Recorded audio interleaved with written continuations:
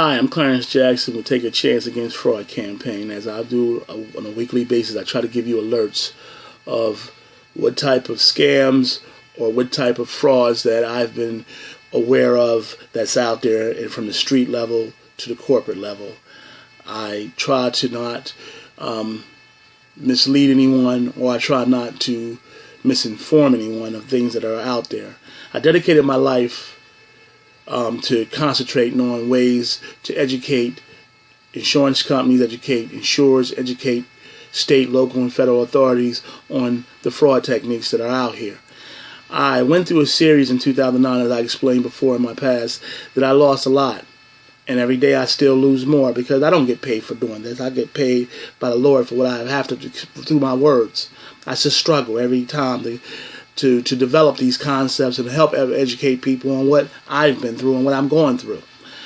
Right now, I had a strong lead today. I had got some information, and again, I had to deal with my own personal legal abilities. I have to deal with some things that I know that are untrue. But unfortunately, being the past, my past has come against me. But I'm not afraid of that because I know through my spiritual background that I know that this will work itself out.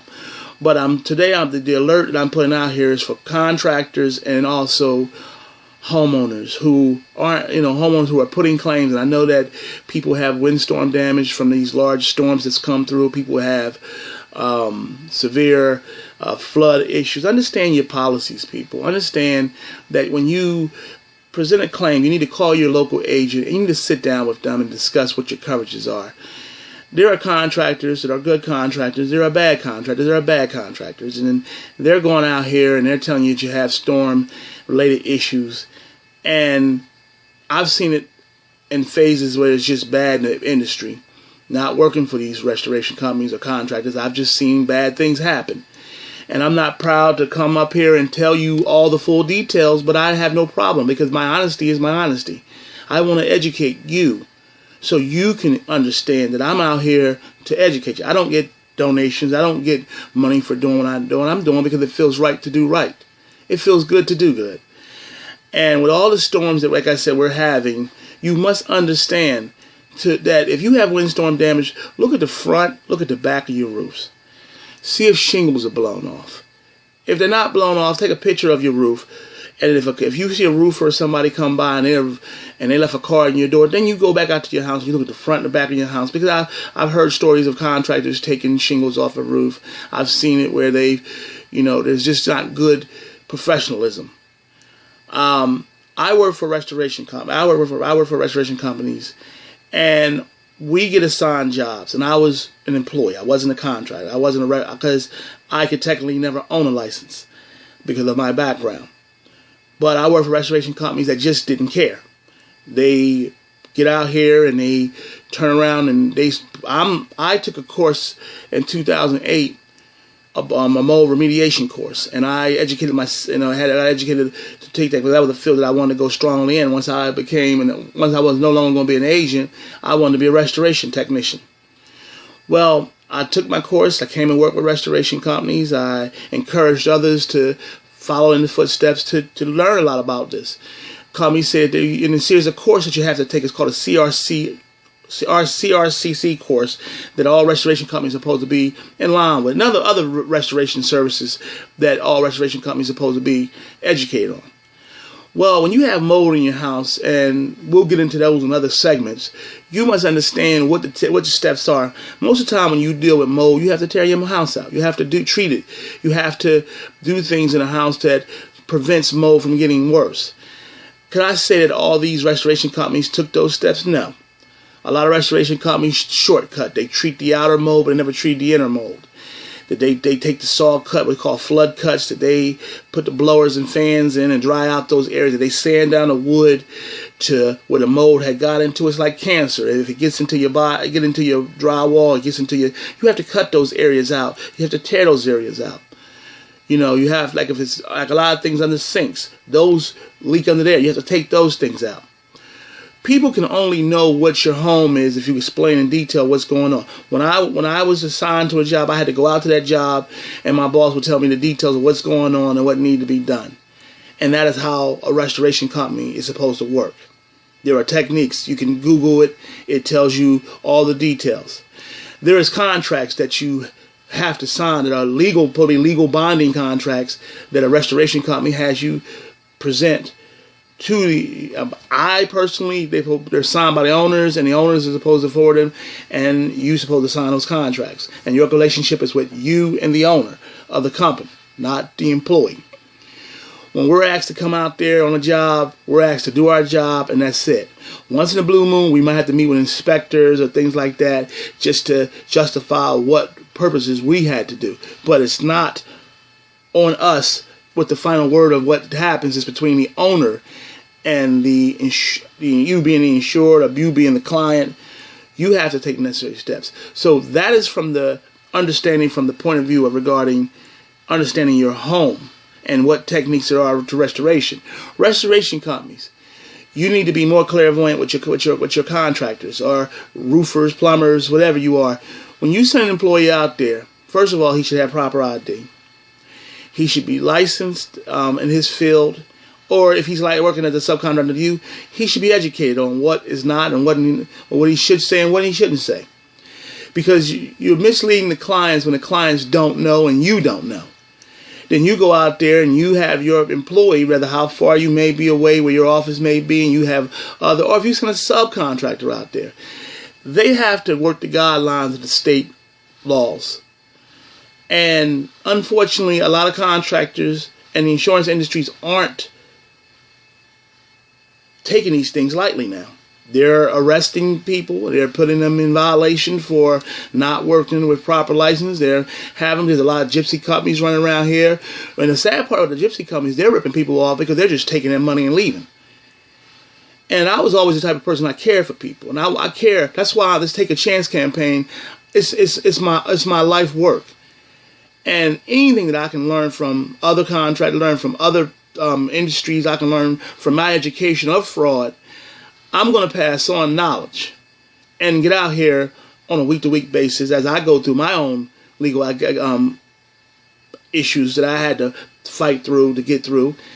I'm just educating you as the insured and as a contractor what things, and also as the insurance industry and as a state official, a local official, or federal official.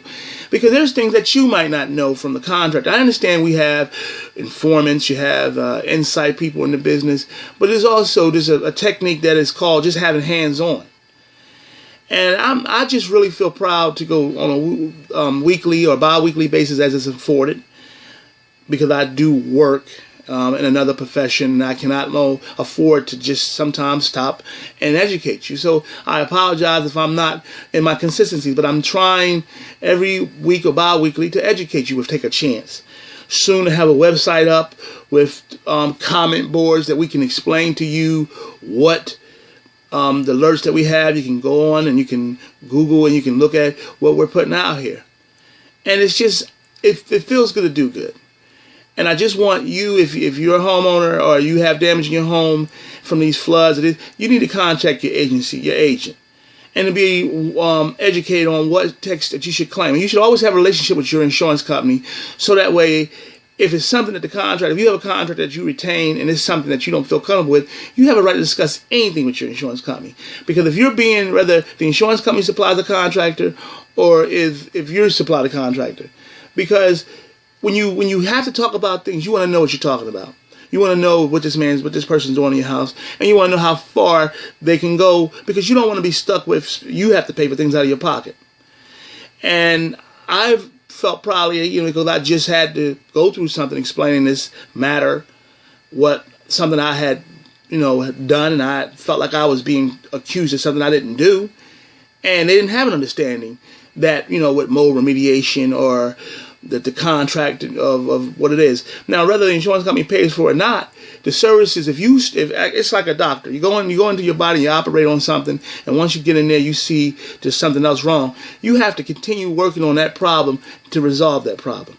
You make the client aware of the damages that's going on. Like whatever on my job, I always show the person the mold. I said, hey, do you want me to remove this? You remove it, you bag it up, and you send it off for samples, so that way If it's cancerous, like there's different levels of mold. There's Staphylococcus, there's different levels to the mold that it causes cancer.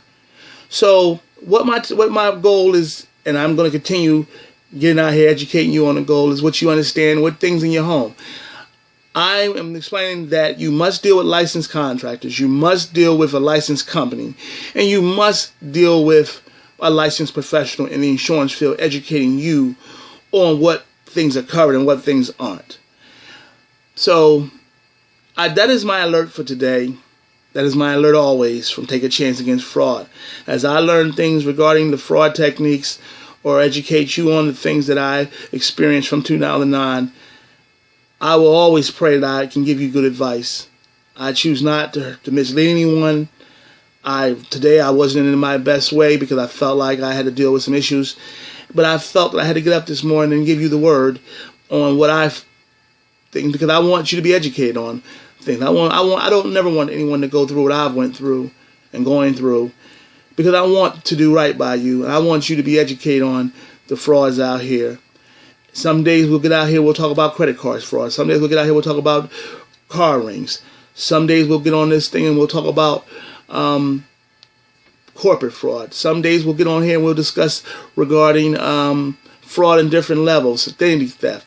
Because there's so many different things that are out here that maybe when you're watching the CNNs and the CBSs and all that, that doesn't catch your interest. And maybe just talking to someone who's been locked up for insurance fraud and those type of things, that you'll be more in line to say, hey, you know, this guy's speaking from the heart, or he's doing his part to educate us and he's not getting anything for this. If I can educate you and keep you from going through this and help save the insurance industry's billions of dollars and millions of dollars that have to be, and everyone is benefiting from this situation such as knowledge, I'm happy with that. If I have law officials that call me up and I can educate them on the techniques and educate them or be a part of us helping people, I'm happy with that also. So if I have contractors that just don't know and they want to send me, and my email, my email is CJ, capital C, capital J, creative design @yahoo.com. And I apologize, we don't have the web set up yet. Eventually I'll have that where I can give you a more professional thing. But if you have something that you have of interest and you want to discuss about it, feel free to tag it. If I don't have knowledge, I'll research certain things. If I do have knowledge of it, I'll give you my honest point without any misleading values. But once again, this alert is, be careful with the storms that's out there that's going on. Make sure you sign a licensed contractor. Contractors, make sure that you're licensed. Make sure if you are out there doing it, that you understand it's just wrong, and you will be caught. So it's a lose-lose effort. And if you're misleading them, clients, you understand. And this is one other thing I have to discuss with you. Say you had a pipe that busted yesterday. I said busted last week, but you decided that I'm going to call it in today. You have to let your contractor know or your adjuster know what day that happened. It doesn't matter how far back it happened. It's when it happened. It's just the truth to be told, because if you come out there and you tell us, oh, what happened yesterday, but you know in your heart it happened 5 months ago, and then the contractor presents it as it happened yesterday, because he's only going by what you tell you, that's what the law is supposed to be, then you're putting yourself and putting that contractor in a serious, misfortunate situation, close to what I've experienced. And if you have legitimate damage, the damage is what it is. It's legitimate. You take photos of it, you document it, and that justifies. So, if you have any questions, again, I'm Clarence Jackson. You can reach me at CJ, capital C, capital J, creative, capital C, design 13 @yahoo.com. And that is your alert today. And once again, that email address, and I will have a website set up for you in the next few weeks. Again, it's at CJ, that's capital C, capital J, creative. Creative is C, capital C, REATIVE, design 13 @yahoo.com. Thank you, and I'm Clarence Jackson with your alert of today.